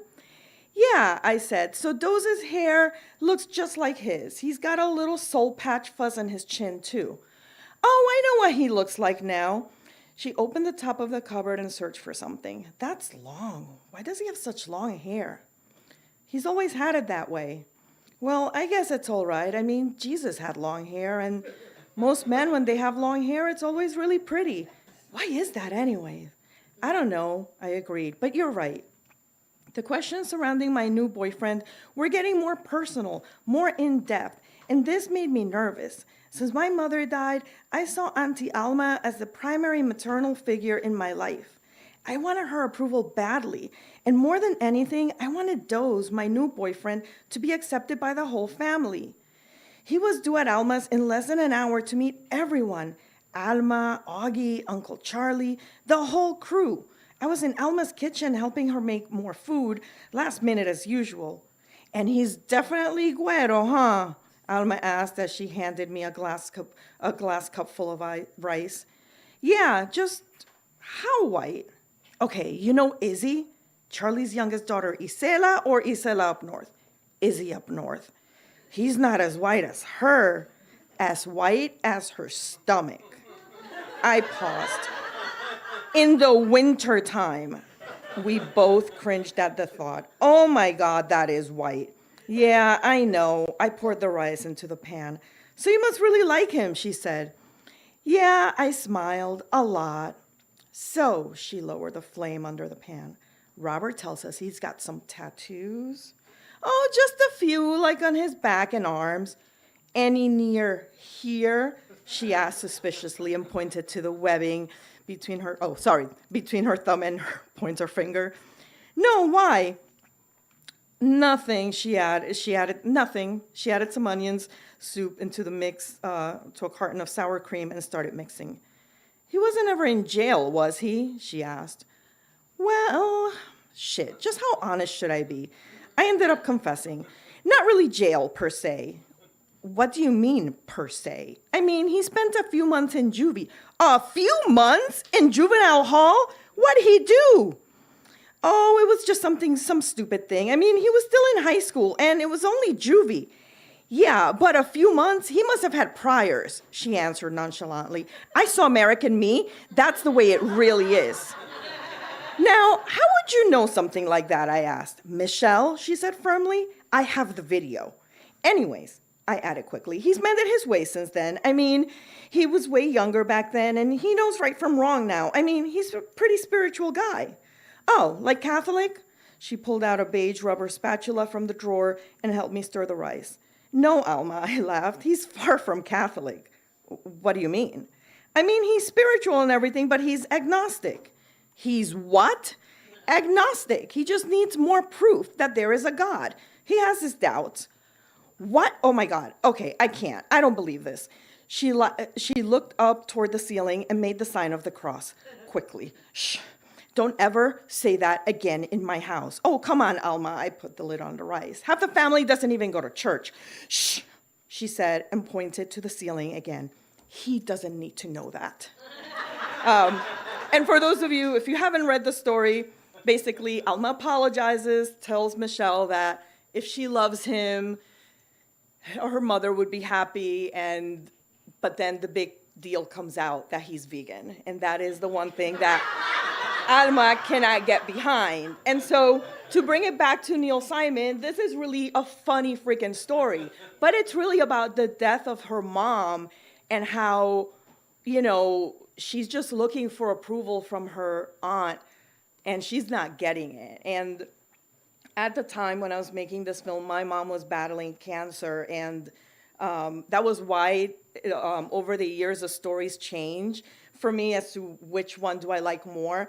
And whenever I have doubts about something, I literally open this book, I ask like a tarot card, And wherever it lands, that's my answer. Like, this book is like my Bible, and I miss Michele so much, and I'm so grateful to be here sharing community with all of you. And I've met so many people through her, and a lot of the fans, we all just feel like she really thought we were like the best person in the world, the best friend, because that's how she made everyone feel. So thank you, everybody.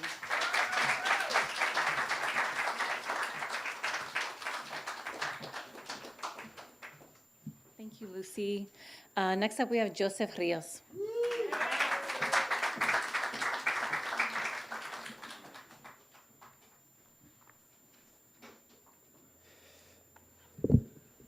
I really thought about it and decided I wasn't going to dress up today.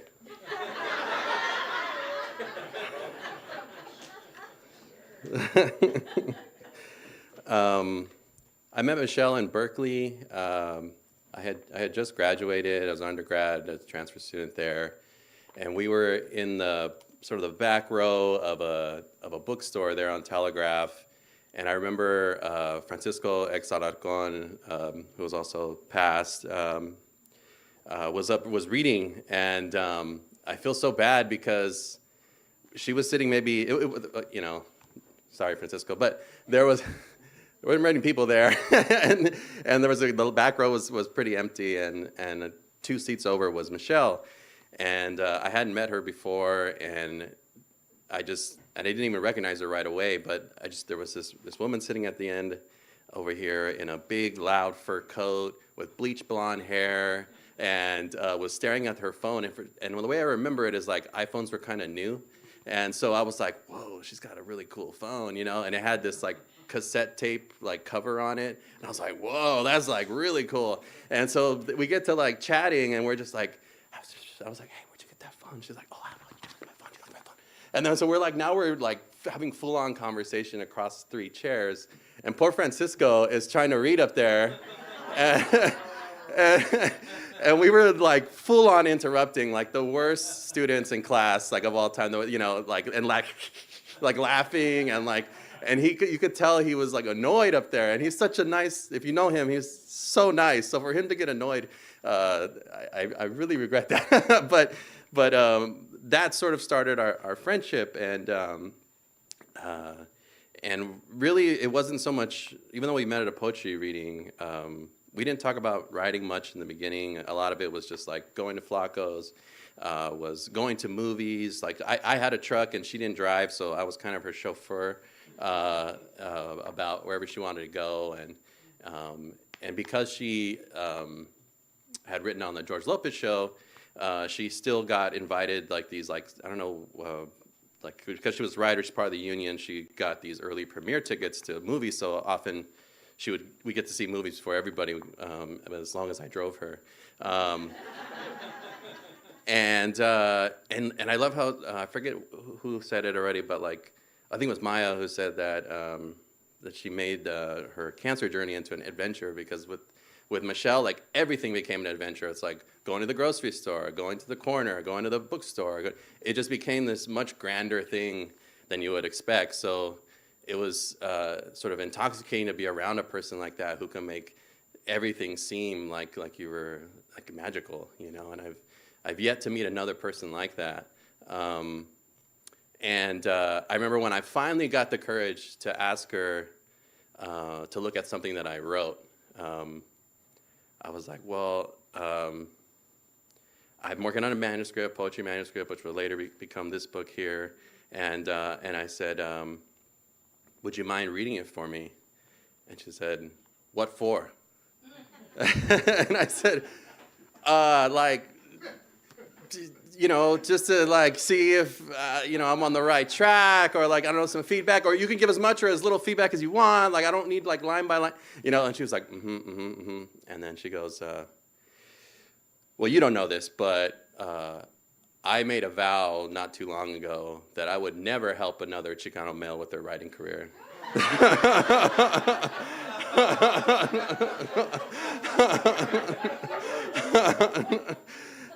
And I was just like, what are you supposed to say? I was like 23 years old.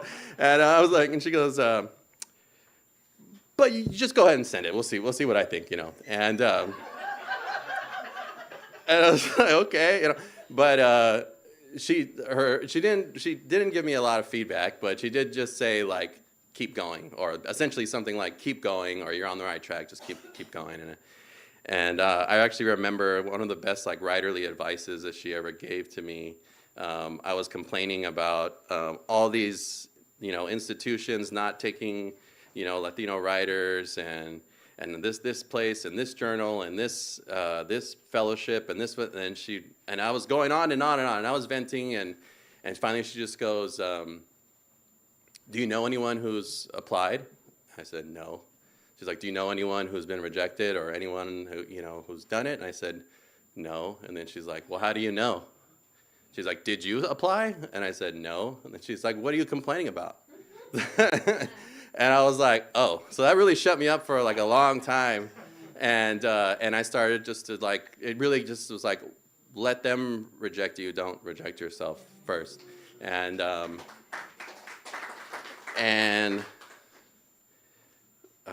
which makes me think a lot about women who submit as just a whole way of being. And when as we got along, I was thinking a lot about when everyone was speaking, the final event that we did on the night that she passed away. We were trying to raise money. There were two events going to happen. One put on by Pete here in LA. It was supposed to happen at LATC. And then one that myself, Susie Huerta, and Jennifer Mora were doing up in Berkeley when Michele was sick. And we were putting together, trying to raise money just for her treatments and stuff. And one thing I've been sitting with a lot lately is just like, it never entered my mind that she was going to pass away. Like, I always just thought, oh yeah, okay, we're going to raise money? Cool, let's do it. Let's get this, let's do that, oh, da-da-da. And just always assuming that she was just going to get better. Like, there was no world that I could imagine where she would die. Someone like that burns that bright, you just don't think that they go away or that it ends. And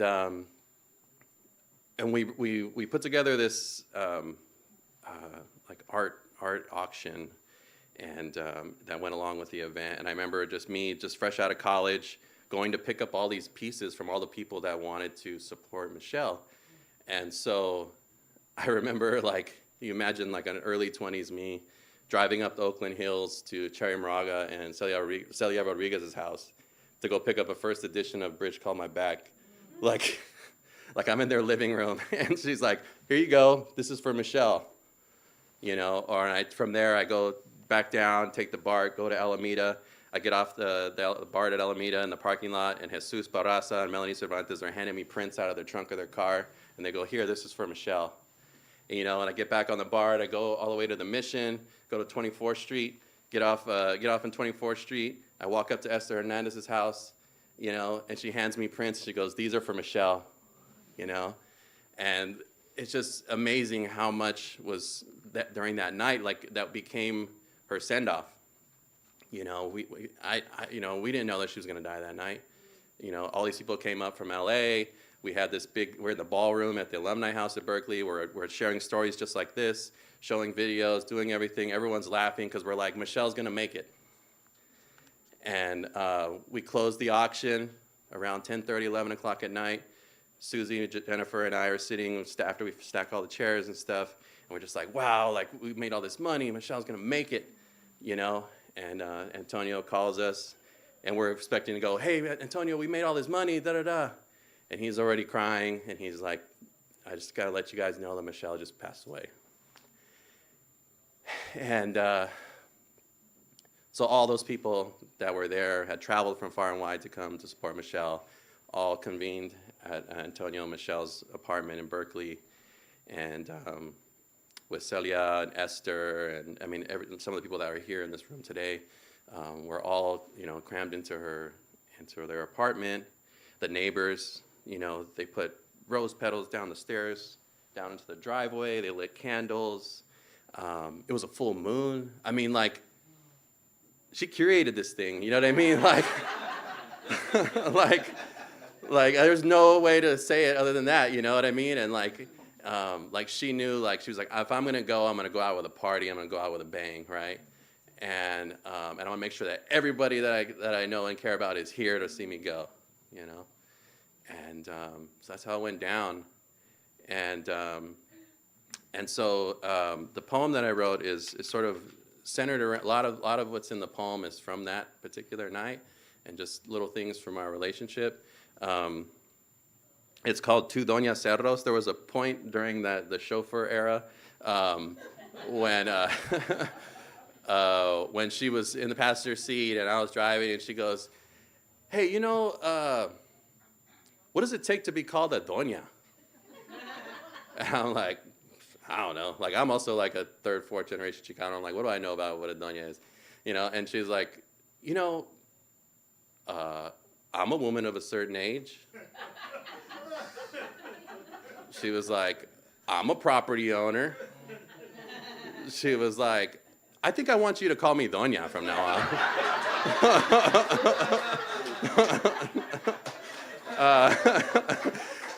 I mean, if I'm already driving her around, I figure doña is just another check mark on that thing. You know what I mean? Like, hey, you know what I mean? I'm already serving class here. You know what I mean? And she's all, and you? She's like, you're going to be the bespectacled joven. And so this piece is called Tu Doña Serros from Bespectacled Joven.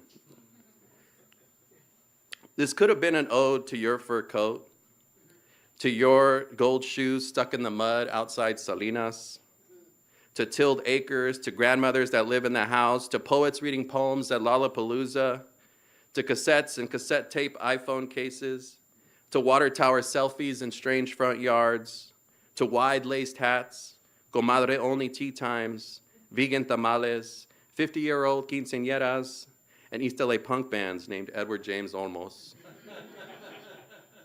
Begging your pardon, doña, your joven should be writing an ode to the bullhorn you use in the gallery in La Misión, San Pancho. I should be writing an ode to La Mickey, La Giggles, La Chicana Falsa's whispers extinguishing sounds from lips, an ode to whispers fishing laughs from their bellies, whispers draining eyes of their tears, whispers lifting asses from seats, some loud-ass street dude making a mess in aisle 5, fierce incantatory whispers, pulling hands into other hands, clap, clap, clap, clap, clapping, more tears, an ode to tears, an ode to laughter, an ode to the tias who said you never become a writer, nunca. And that moon over 24th Street, just as loud as gold shoes in the mud, loud as wide-laced hats, loud as a fake fur coat, loud as candle flames on a dark night in Berkeley, dark like the night you left. An ode to the darkness for making us see that moon, those candles, an ode to Celia's prayer, to Esther's bracelets lifted high in the air, an ode to holding hands in bedroom and living room, down steps, floating, more tears, floating over neighbors' tossed white petals. That candlelight again, that moon again, floating into the big limousine. Do you remember, doña? Do you remember how the moon came to see you off down Ashby, Adeline, Broadway, to Oxnard, to Oxnard? I should be writing an ode to the sea, in Oxnard, in Oxnard. And I know you left us on a skateboard, sneaker kick push over fresh streets, swerving under bent knees around the cliffs on the 101, your hand, your fingers waving in the breeze to the waves, to the sand, to the sun, to the fields, and all those pretty goddamn things. I should be writing an ode to your fingers. Don't leave, doña. Your fingers, you're still kicking, you're still pushing, you're gliding, your fingers gently brush the repeating yellow lines on the road, and then you're gone. Thank you.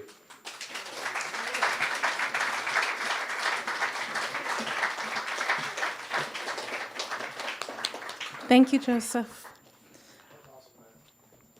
And our final reader, performer, poet, Luis Alfaro.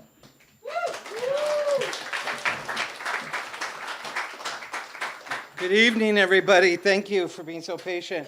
I used to work here, like in the early 90s, so it's very, very weird to be here tonight. And I'm also haven't read in years, so I don't know who thought to call me up for this, but God bless you.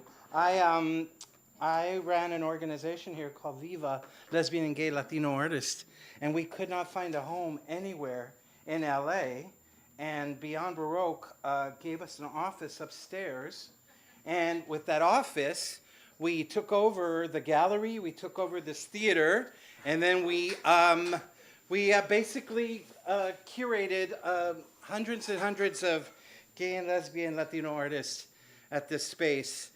So it's a pleasure to be back, and I haven't been back in years. I am going to channel.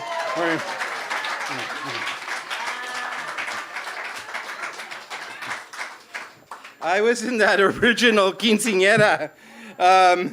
And the best story I could tell you about that is that we went, Michelle's cousin was the person who provided the dresses, and there was two guys. It was myself and Joel Tan, and we're both big of body. And so we went to the shop, and the poor guy went, "Oh, you guys are the ones that have to wear the dresses." And I go, "Yeah." He goes, "Well, maybe we'll just open it in the back."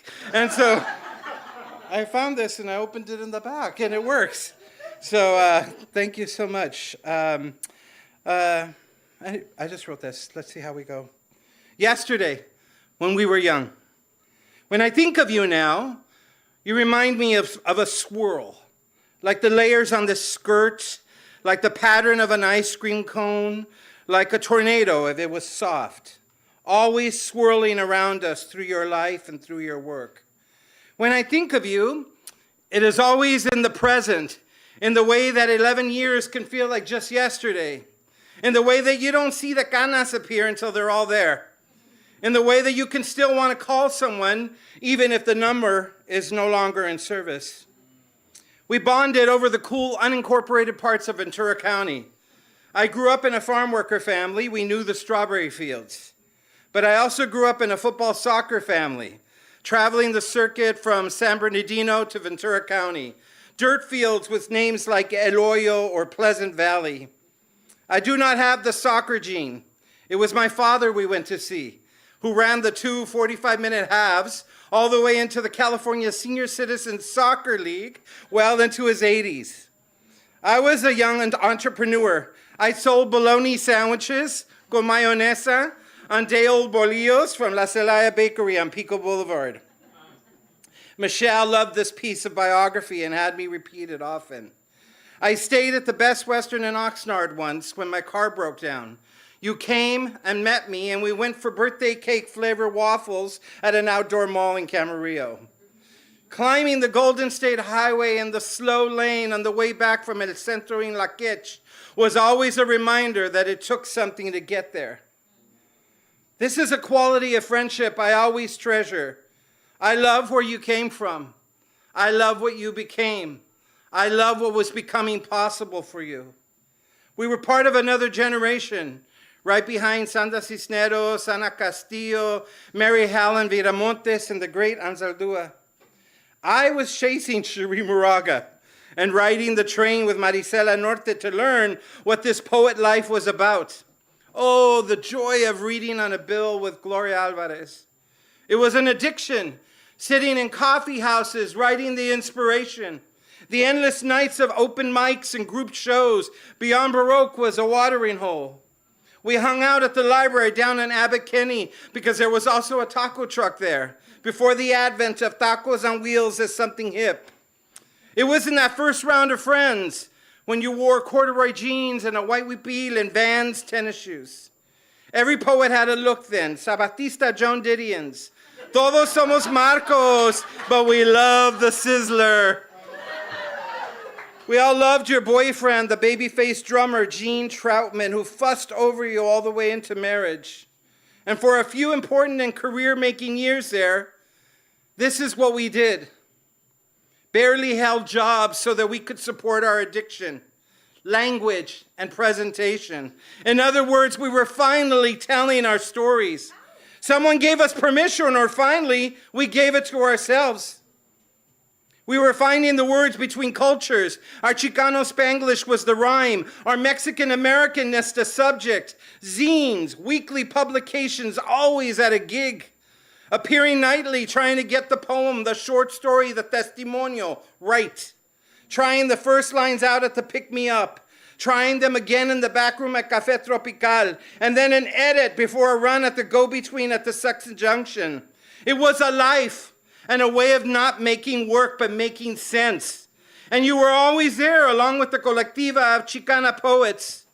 I fell in love with the looseness of Alan Mabie's poems, the way Laurel Bogan could hold a stage. I remember the day you told me about your mother dying. The things we carry, stories on our bodies, our obsessions, our souls, our shame, our guilt. We ran hard, so hard that it was impossible to keep up. Tripping, whether voluntary or not, was a way of getting rest, clearing the mind, starting over. And it came to a big, beautiful, big zenith of a moment at your quinceañera reading. We couldn't survive on just the words, maybe because they had gotten so deep, but also maybe because Barnes & Noble stopped giving us free sandwiches when we did readings. You knew how to throw a party, and that moment at Self-Help Graphics was special. A celebration of you, your book, but also the community that made you. I was starting to realize that poetry was graduating me into performance art, which eventually landed me in my alchemy, playwriting. The growth of an artist is always marked by a shift, a change, a disruption, rarely one of our own. I started to want to see how Los Angeles was made. So I left the Western Edge, the Pacific Rim, the Golden State, to see where everyone was coming from. You inspired that in your work. Time changes everything, including you. A divorce, a move across the country, shorter phone conversations. We meet for a quicker lunch. A year goes by and you call me. It seems silly, but we end on a deeper note. Always found a way to be real. Another year goes by and you tell me some bad news. We cry together.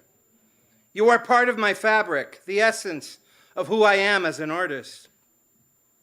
And then I really don't hear from you forever until you call me from the hospital. And we laugh about tacos in the library parking lot. And then you send me a picture, because the one thing we never did was lie to each other. You are, in essence, still here. A reminder of the possible. Each one of us has the possibility to begin again, like you did.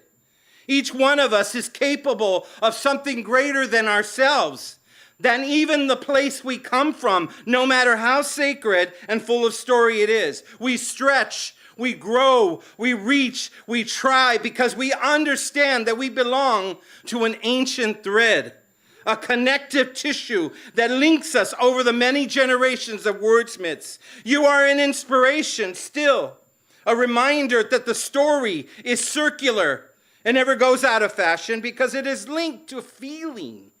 And feelings we will have forever, for you and for each other. Happy birthday, friend. Until we meet again on the other plane. Thank you.